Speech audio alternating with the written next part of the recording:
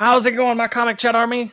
We're here with the legendary Chuck Pineau, the creator of Belial and Cat Mom and Super Dad, or Cat Dad and Super Mom. I'm co-creator of both of those, Cat Dad and Super Mom, and Belial. I have co-creators on both of those who are just great, amazing people. Right. So, Cat Dad and Super Mom just got picked up through Scout, right? Yep. So they're imprint Scoot, so that's going to be hitting stores very soon. Super excited about that. That's just amazing. Right. All right. Cool. How was the process? Did you contact Scout, or they contacted you? I think Bobby Gregory took care of most of that, and I was just there to kind of help with the pitch and all that sort of stuff. But yeah, I believe he contacted them and submitted, and they liked what they saw, understandably, because it's a great book. Oh yeah. And it went from there. And I know that he already had some contacts through there anyways. A lot of us know each other. So I know that he does know the guy who's in charge of Scoot. So that worked out very well. And yeah, man, it all came together. And here we are in Diamond, about to be in comic stores pretty soon. Nice. Yeah, nice. And what's going on with Belial 2? Belial 2, pencils are all done. Sean Barbour, the co-creator, he's working on the inks right now, making that happen. And then it's just lettering, because it's a black and white. So it's just lettering and it's done. And I know the inks are already more than halfway. I'm pretty sure we're done at least the first 20 pages or so. So that bad boy's looking really good. I'm very excited to get that out there, because I think we made another bang-up book. I think this is... as much as I was afraid of issue 2, I think it ended up being better than 1, which is what you're always aiming for. Right. Yeah. Oh, yeah. Is Belial 2, can they get it through Diamond also? Nope. This is through us. We'll be trying to get it into some shops and stuff probably. But right now, we mostly just want to get this done. And then when it is all done, we're talking about, trying to maybe sell it to a publisher or something, see what happens. So right.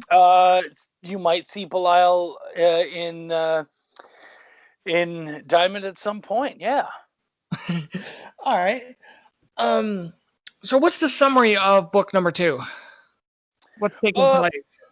Book number 2 sees Belial having to take on not 1 but 2 of the Horsemen in his attempt to take back his powers from the 4 Horsemen of the Apocalypse and take over Hell from Lucifer, because he is the original creator of Hell. And so in this one, he has to take on both Famine and Pestilence to get stronger, bigger, and ready for those big fights, which are Death and Lucifer. Nice. So what is this, a 4-part series? Yep. All right. And then do you kickstart each issue, or? Yes, sir. Yep. All right. Let's see. And we know that you got a YouTube channel of your own. I do. So I do Chuck. I've been doing Chuck's Raw Reviews, I think, back since like 2018. So I've been doing that for a while. I've got well over 50, almost 60 reviews. I'm not doing the reviews as often now. Still kind of getting them out there and sort of talking about them, but not as much. But I do now have a weekly show called Chuck's Shop Talk, where I talk with some very cool people and we sort of discuss their processes, how they make comics, the business behind comics, all the kind of stuff that people are really interested and excited to learn about, so that we can all become better creators. All right. And we'll put a link for your channel down in the description. Yep, so people can check it out. And who would you say some of the indie creators that don't get enough recognition right now that we need to keep an eye on? Oh, wow. That don't get enough recognition. I mean, really, none of the indie creators get enough. You know what I mean? Oh, yeah. So many of them, because I mean, even if you're talking about someone like me, who in the indie world, a lot of people know my name, and in our kind of Facebook circle, my name tends to come up a lot. It doesn't mean that enough recognition is happening, because of course you want to break through, you want other people to know who you are, you want to move out of the hundreds of fans and into the thousands of fans and start getting into there. So yeah, man, I mean, most of us, but I have all sorts of the people I love, guys like Kevin Joseph, David Byrne, my boy Travis Gibb. Holy crap! There's so many names. Brian Silviera, I love his bun. Yeah, just tons of Sean Barbour, my partner, solid dude as well. Eric Cockrell, another guy who does great stuff. He's more kind of moving to the audio dramas and stuff, but he's still going to be bringing out his comics and such. So yeah, man, just so many people, so many. Just dive into indies and you'll find a crap ton of great people and solid works. All right, yeah. Where would you recommend people starting if they're just now getting into indie comics? Oh, what I would do is I would go to your local comic shop, ask them if they have any local indie comics. I would go to some of your conventions, and when they come up, and I know that like in Florida, you guys have some conventions happening. Even the little ones are great for this, by the way. Go to some of the smaller conventions and just move off away from the people, because often they have some of the bigger names there, bigger name creators. Go and meet some of these people, and they'll really give you their time. Like, you can sit down, talk to them, ask them about their books, flip through and check them out, and attempt to sort of support local and move from there, because from there they can then tell you stuff that they like, and show off some of their fellow indies that they enjoy. And just having someone local is like a local creator. It's just kind of a cool feeling. You get to be sort of their local fan and all that kind of stuff. It's really neat. So yeah, I think that'd be a good start. Okay. And excuse me, what would you say some do's and don'ts for Kickstarters are?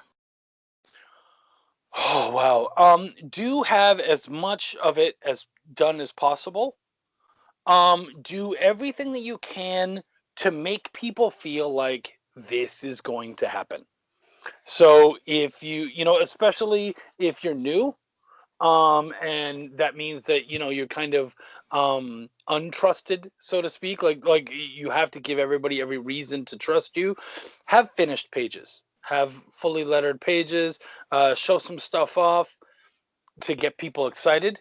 I would give out as much information as possible as far as where the money's going to go, why you need it, what you plan on doing with it, all that kind of stuff.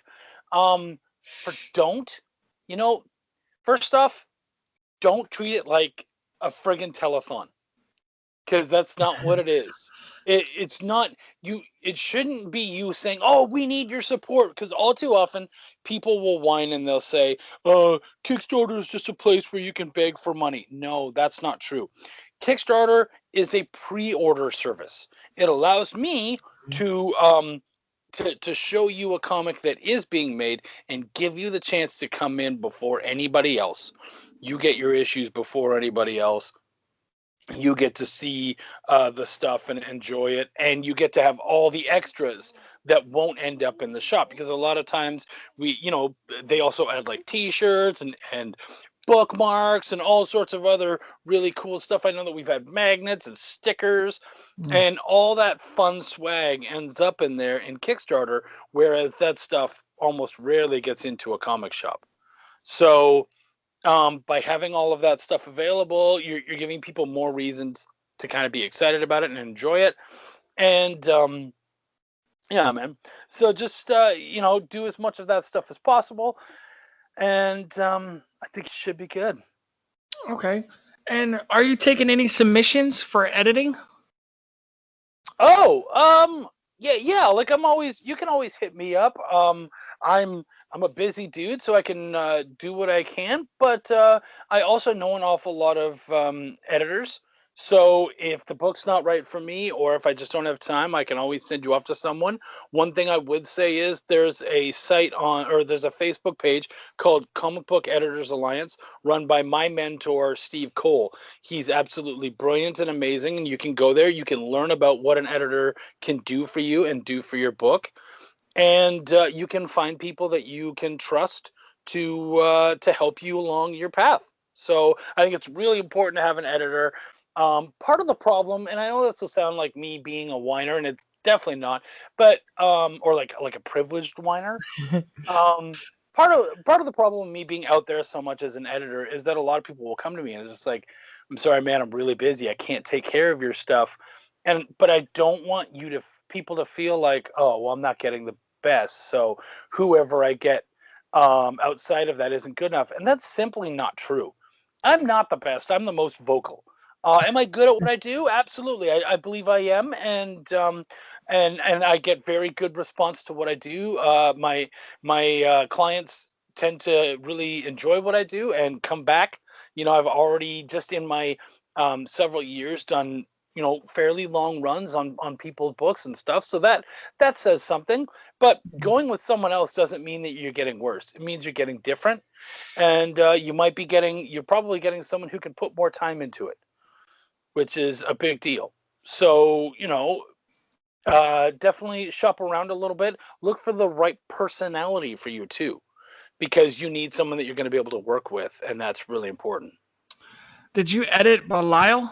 Did you edit your own book? I never edit my own work. No, I think that's a terrible idea, and I urge people. I actually saw someone put themselves down as editor of their own book, and this was someone who's been around the bend at least as long as I have, and I was like, nah, dude, you done screwed up. I don't think you can properly edit yourself. Now, I do know some people, who do edit their own stuff and really go over it. And I'm okay with that. If you really think that works for you and you're able to make that work, okay, fine. I don't suggest it for most people. But don't mark yourself down as the editor. Like giving yourself that editor credit. I edited myself. It's really lame. And just admit I didn't bring in an editor because I felt like I could do the job myself. Cool, fine. Or get put your wife on it and say, my wife edited it. Fine, credit her then. Right. You know what I mean? Like give her credit because she did do the work. You might as well have someone to it. So that's how I would go about it. Personally, I do suggest you get an editor. And again, it doesn't have to be me, but a new set of eyes can help an awful lot.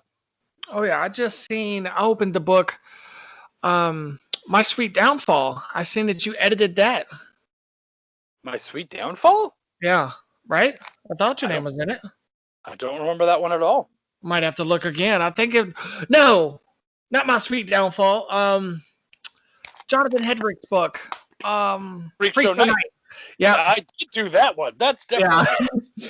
It's the same artist. That's why. Okay. Yeah.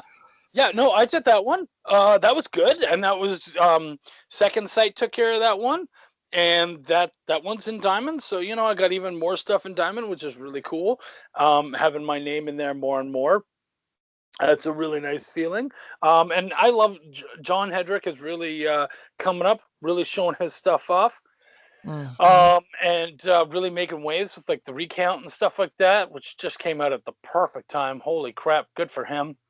And yeah, man, I liked working with him, and I'm hoping to do more of it. Yeah, we're gonna go see him at Kingdom of Comics on the 20th. Yeah, I heard about that. Good, Yep. Cool. Yep. Did you? Yeah, no, he's a really great dude. Did you actually read Freak Show Night? Not yet. We're going to. Good book. I think you'll enjoy it.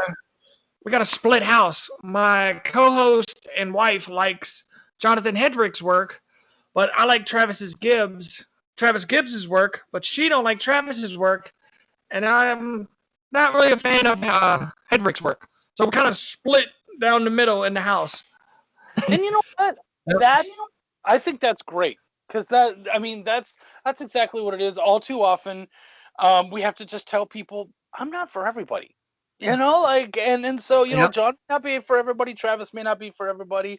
I can tell you that Travis is working his way up. I actually have a couple things happening with him.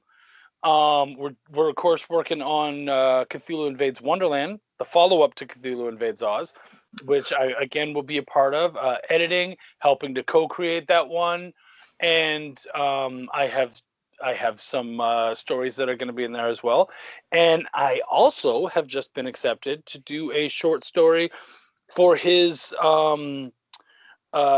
Broke Down in Four Dead Bodies trade. Nice. I sent him a script and he was happy with it. And so it looks like when the trade comes out later this year, you'll see Chucky in there. So I'm pretty excited about that one. Nice. He's going to let us get a quote on the back. So we're both going to be in it. Oh, yeah, you should see what he says to that. That'd be cool. But you got to give him a good quote. That pull quote is everything, man. So you gotta kiss his ass to get on the back of the book. Oh yeah. He said in the very beginning I could get a quote. I'm trying to make it a good one. I feel you. Wow, just don't lie. Be able to back it up. Right. This is the best book ever. Nothing is better than this. Yeah, no one's buying that. But you know, tell them what you love about it. Be honest, and yeah, I'm sure it'll help. All right. Yeah, you got a busy 2021. Yeah, I do. I've also got some work. I'm working with a fairly major publisher right now on something written. Me and some local boys are getting something done. So hopefully I'll be able to finally tell people that I'm in Diamond as a writer, which is something I'm very excited to do.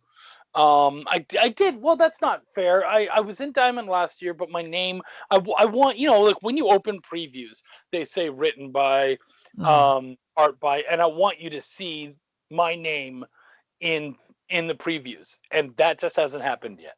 So I am excited for that. The previous one I did was an anthology for Antarctic Press, and now I have a full one shot that we're working on that we're making happen, and so I'm excited to have that in there. And then, of course, starting to work on Belial 3 already. Want to make that happen. I'd really like to get that close to done by, I don't know, I'd love to have it all done by mid 2022. That's probably going to be on me mostly, just because I tend to be the one that kind of, it's all about, am I going to get my script done on time, you know? So I end up being the one that sort of slows down the train and whatnot. So I'm going to push myself and hope to make that happen, because I would really love that for that to be done and out there, and for people to be able to read that whole story, because I'm very excited about it. All right. And I know people read indie and not knowing when the next issue is coming out. So when do you think is a sweet spot for in between each issue? Ooh, I mean, I've seen some guys who can get them out every 3 months, which is pretty great. And of course, it depends. If they're through a publisher, you got to be doing, you know, monthly or bi-monthly, like every month or every other month. That's what they're going to want you aiming for.